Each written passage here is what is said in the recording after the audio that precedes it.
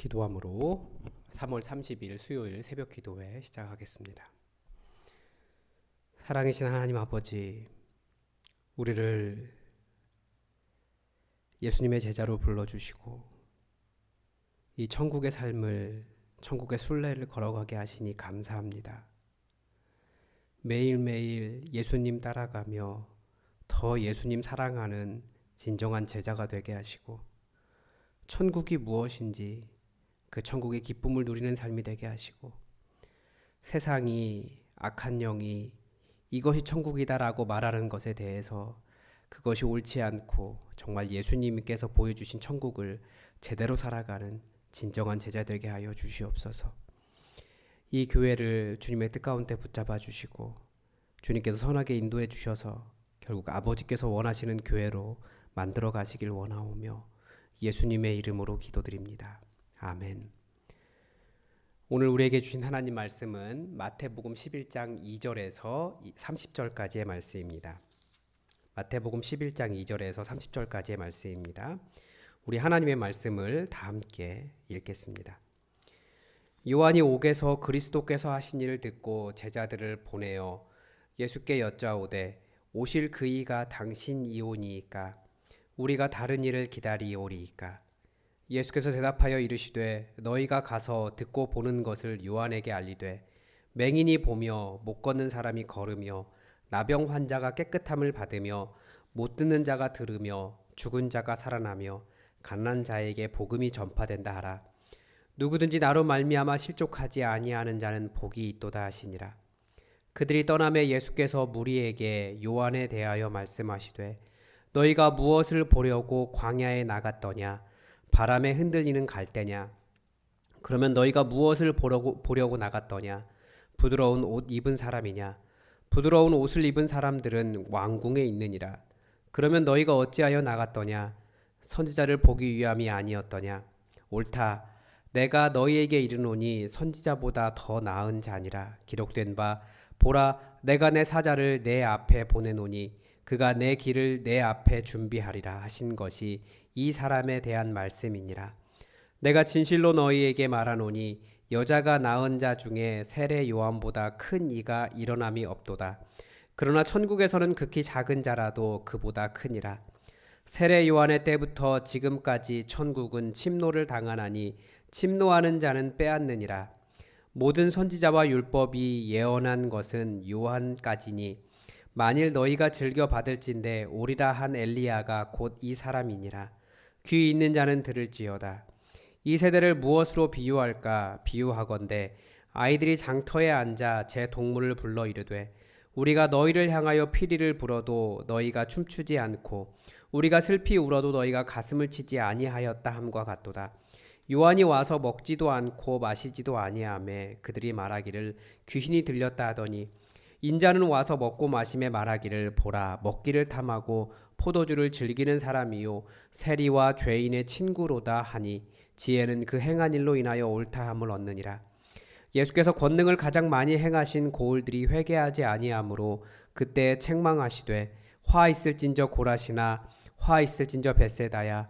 너희에게 행한 모든 권능을 두로와 시돈에서 행하였더라면 그들이 벌써 베옷을 입고 재에 앉아 회개하였으리라. 내가 너희에게 이르노니 심판날에 두로와 시돈이 너희보다 견디기 쉬우리라. 가버나움아 내가 하늘에까지 높아지겠느냐? 음부에까지 낮아지리라. 내게 행한 모든 권능을 소돔에서 행하였더라면 그 성이 오늘까지 있었으리라. 내가 너희에게 이르노니 심판날에 소돔 땅이 너보다 견디기 쉬우리라 하시니라. 그때 예수께서 대답하여 이르시되 천지의 주제이신 아버지여 이것을 지혜롭고 슬기 있는 자들에게는 숨기시고 어린 아이들에게는 나타내심을 감사하나이다. 옳소이다. 이렇게 된 것이 아버지의 뜻이니이다. 내 아버지께서 모든 것을 내게 주셨으니 아버지 외에는 아들을 아는 자가 없고 아들과 또 아들의 소원대로 계시를 받은 자 외에는 아버지를 아는 자가 없느니라. 수고하고 무거운 짐진 자들아 다 내게로 오라. 내가 너희를 쉬게 하리라. 나는 마음이 온유하고 겸손하니 나의 멍에를 메고 내게 배우라. 그리하면 너희 마음이 쉼을 얻으리니 이는 내 멍에는 쉽고 내 짐은 가벼움이라 하시니라. 아멘. 우리는 그제 마태복음 9장의 말씀을 통해서 예수님이 시작하신 새로운 교회의 모습이 무엇인지 배웠습니다. 이 모습은 많은 종교 중에 또 다른 하나가 아니었고, 멀리 계신 하나님이 아니라 정말 우리와 함께 하시고 우리 안에서 역사하시는 하나님이셨고, 우리가 우러러보고 무서워하는 그런 종교적인 감성이 아니라 우리의 아픔 가운데 오셔서 우리와 함께 하시는, 공감해 주시고 치유하시는 하나님이셨고, 종교 예식이 성도의 삶을, 성도의 사명을 대신하는 것이 아니라 공동체 구성원에 대한 서로에 대한 사랑이 삶의 방식인 완전히 새롭고 진실한 모습의 교회였습니다. 그리고 어제 10장을 통해서 우리는 제자의 모습을 또 배웠습니다. 제자는 하늘의 권능을 가진 사람들이었습니다. 귀신을 쫓아내고 병을 고치고 모든 약한 것을 고치는 권능을 가지고 있었습니다. 그것이 우리의 본 모습입니다. 우리가 여러 말로 교회를 정의하지만 정말 하나님 나라를 만들어가는 제자로서 이러한 모습을 우리가 다시 회복해야겠고, 이것이 원래 예수님께서 너희가 이랬으면 좋겠다라고 하셨던 모습이라는 것을 기억하고 우리가 다시 회복해야 될 모습입니다. 그러나 우리가 그 능력, 병을 고치고 귀신을 쫓아내고 약한 것을 고치는 능력에만 집중하면 우린 또 놓치는 겁니다. 무엇을 놓치는 겁니까? 우리 능력의 목표는 우리는 더 예수님 닮아가려고 하는 거예요. 더 예수님처럼 하나님 나라 만들려고 하는 것이고, 더 우리의 목표는 예수님 그분을 닮아가는 것, 예수님을 따르는 제자가 되는 것 그 자체에 있다라고 하는 것을 우리가 기억해야 됩니다. 그리고 오늘 본문은 무엇을 가르쳐 줄까요? 오늘 본문은 가장 먼저 세례 요한의 모습을 가르쳐 줍니다. 왜 세례 요한의 모습을 가르쳐 줄까요? 세례 요한은 참 신기한 인물입니다. 세례 요한도 보통 종교에서 가르치는 소위 복받았다라고 하는 모습과는 굉장히 거리가 먼 사람입니다. 일반적으로 생각하는 하나님께 복받은 사람은 어떤 모습입니까? 예수님도 그렇게 말씀하시죠. 8절에 보면, 그러면 너희가 무엇을 보려고 나갔더냐? 부드러운 옷 입은 사람이냐? 부드러운 옷을 입은 사람들은 왕궁에 있느니라. 왕궁에 거하며 부드러운 옷 입은 사람들을 우리는 부러워하고 그런 사람을 복받았다라고 생각합니다. 그런 사람들이 되고 싶어 합니다. 그런 삶이 행복한 것이라고 배우고 있고, 또 세상은 그런 삶을 행복하다고 계속 보여줍니다. 그런데 예수님은 세례 요한에 대해서 그렇게 평가하지 않으셨습니다. 그러면 너희가 어찌하여 나갔더냐? 선지자를 보기 위함이었더냐? 옳도다. 내가 너희에게 이르노니 선지자보다 더 나은 자니라. 11절에서는 이렇게까지 평가하십니다. 내가 진실로 너희에게 말하노니 여자가 낳은 자 중에 세례 요한보다 큰 이가 일어남이 없도다. 왕궁에서 부드러운 옷 입고 사는 것을, 그런 사람을 정죄하는 것이 아닙니다. 그 사람도 잘못한 거 아니에요. 반대로 종교는 오히려 대저택에서, 그러니까 왕궁에서 부드러운 옷 입지 못하면 정죄합니다. 하나님께 복받지 못한 사람이라고 은근히 정죄하고, 은근히가 아니고 때로는 대놓고 정죄하기도 합니다. 부드러운 옷 입으며 대저택에 살며 좋은 말, 좋은 차 타고 다니는 사람들, 은근히 내가 하나님께 복받은 사람이야, 너는 그렇지 못한 사람이야, 정죄하죠. 그런데 세례 요한은 그런 모습 하나 없었지만 예수님은 그가 여자가 낳은 자 중에서 가장 큰이다, 그런 사람이 없다라고까지 말씀하십니다. 그러나 한마디를 더 하셨습니다.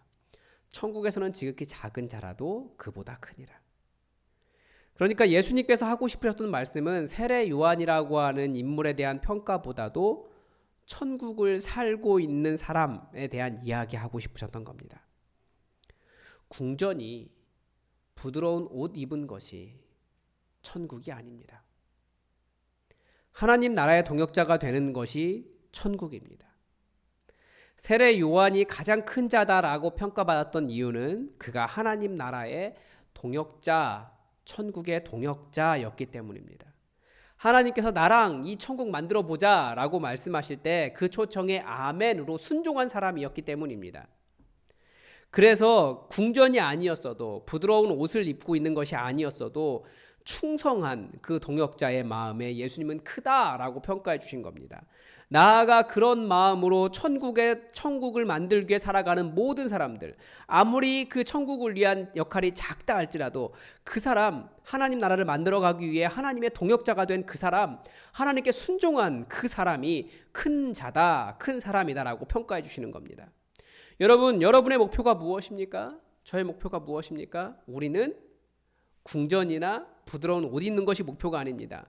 우리는 하나님 나라 만드는 것이 목표입니다. 그렇게 하기 위해서 우리는 하나님 나라의 개념을 다시 세워야 됩니다.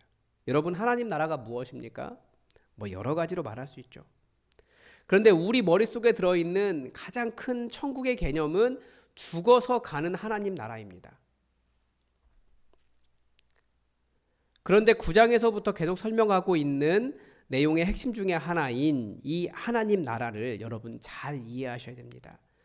하나님 나라는 죽어서 가는 곳이 아니라, 물론 거기도 하나님 나라죠. 그러나 우리가 예수님을 믿겠다라고 예수님을 주인으로 영접하는 그 순간부터 이미 내 삶의 하나님 나라는 시작되고 있습니다.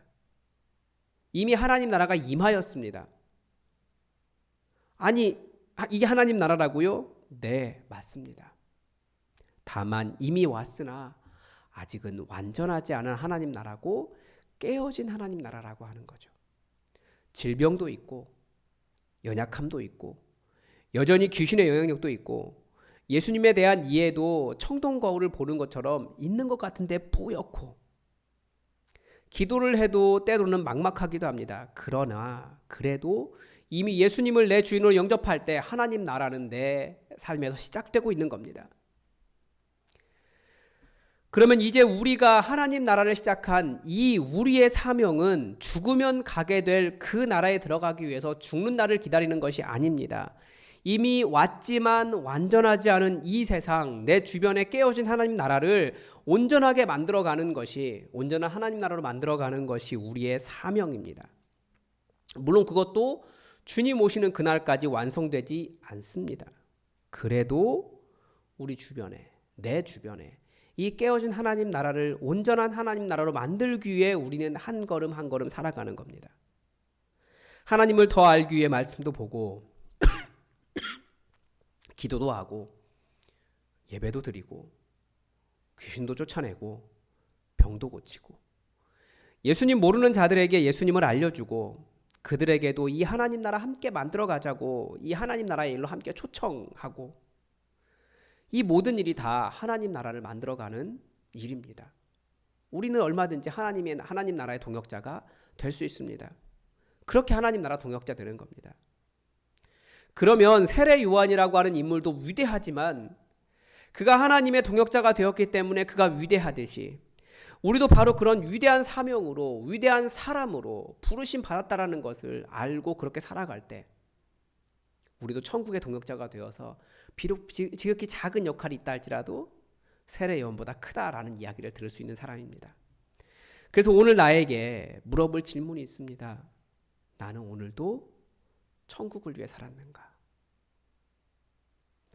나는 오늘도 하나님 나라의 동역자가 되어 내 주변에 깨어진 하나님 나라를 하나님 나라로 만들어가기 위해서 노력했는가? 다른 말로 하면 난 오늘도 예수님을 닮아갔는가?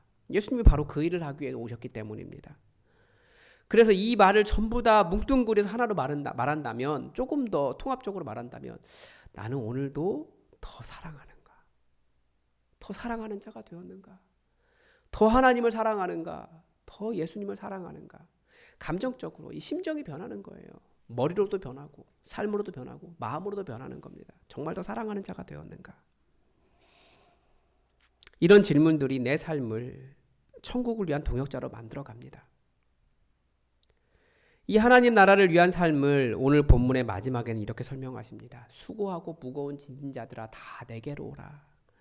내가 너희를 쉬게 하리라. 나는 마음이 온유하고 겸손하니 나의 멍에를 메고 내게 배우라. 그리하면 너희 마음이 쉼을 얻으리니 이는 내 멍에는 쉽고 내 짐은 가벼움이라. 하나님 나라에 동참하는 첫 번째 방법은 예수님께 가는 것입니다. 궁전으로 가고 부드러운 옷 입기 위해 메고 있는 멍에가 오히려 무거운 사람들이 있을 겁니다. 그 멍에가. 그런데 예수님의 멍에는 오히려 그것들을 벗어버리라고, 그러면 더 행복하다라고 가르쳐 줍니다. 그런데 어떤 멍에를 메는 겁니까? 예수님을 닮아가기 위한 멍에를 메는 거예요.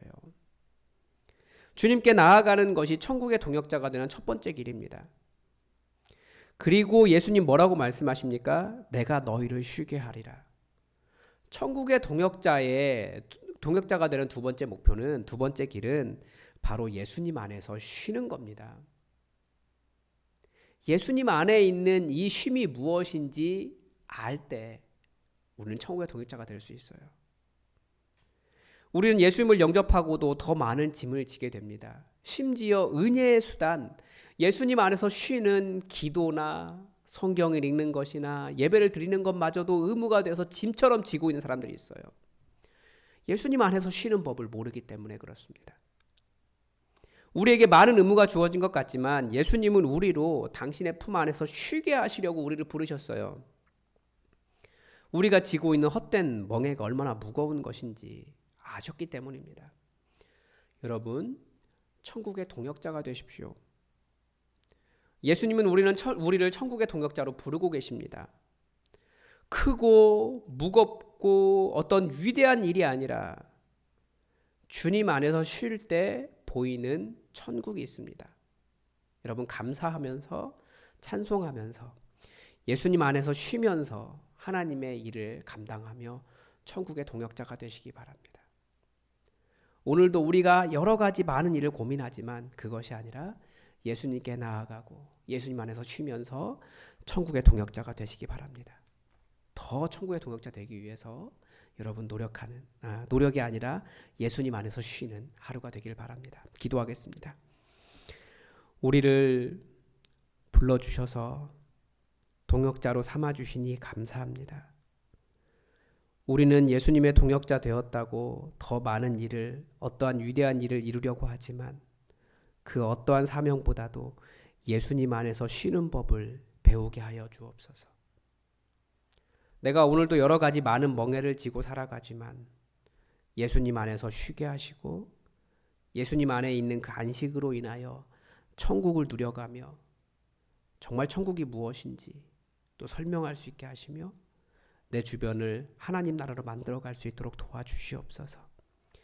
예수 믿는 순간 이미 우리에게 천국이 시작되었는데 우리가 이 신비를 다 알지 못하오니 성령님, 오늘 하루 우리와 동행하셔서 예수님 안에 있는 진정한 평안이 무엇인지 알게 하시고 우리가 궁전에 가지 못하고 부드러운 옷을 입지 않았다 할지라도 예수님 안에서 누리는 이 평강, 이 천국의 기쁨을 다 누려갈 수 있도록 오늘 우리와 함께하여 주시옵소서. 주님의 은혜를 더 부어주시고 진정한 천국의 동역자 되게 하시길 원하오며 예수님의 이름으로 기도드립니다. 아멘. 여러분, 오늘도 예수님은 우리를 부르십니다. 천국의 평안으로 불러주시고 예수님 안에서 쉬라고 말씀하십니다. 여러분, 어떤 짐을 지고 계십니까? 다 예수님 안에 내려놓고 예수님 안에서 진정한 평안을 누리며 천국을 살아가는 하루가 되길 바랍니다. 기도하겠습니다.